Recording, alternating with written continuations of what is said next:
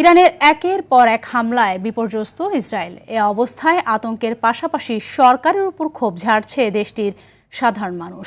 এদিকে ইসরায়েল থেকে বিমান হামলা চালানো হচ্ছে ইরানেও। এমন পরিস্থিতিতে আরও ঘোলাটে হচ্ছে বিশ্ব রাজনীতি।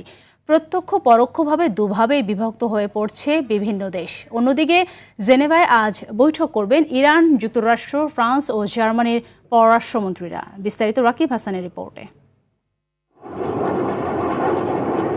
ইরানের এক একটি মিসাইল গুড়িয়ে দিচ্ছে ইসরায়েলের সরকারি স্থাপনা সহ বিভিন্ন গুরুত্বপূর্ণ স্থান।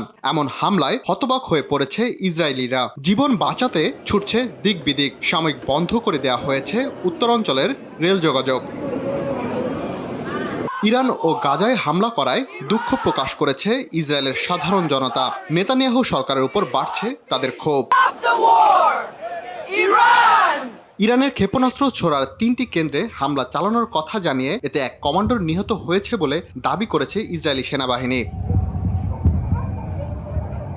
এদিকে ইরান ইসরায়েল সংঘাতে যুক্তরাষ্ট্র প্রত্যক্ষভাবে জড়ালে মধ্যপ্রাচ্যে মার্কিন সামরিক ঘাঁটিগুলোকে টার্গেট করে হামলা চালানো হবে বলে হুমকি দিয়েছে ইরান সমর্থিত ইরাকের প্রভাবশালী শিয়া মিলিশিয়া গোষ্ঠী কাতায়েব হিজবুল্লাহ।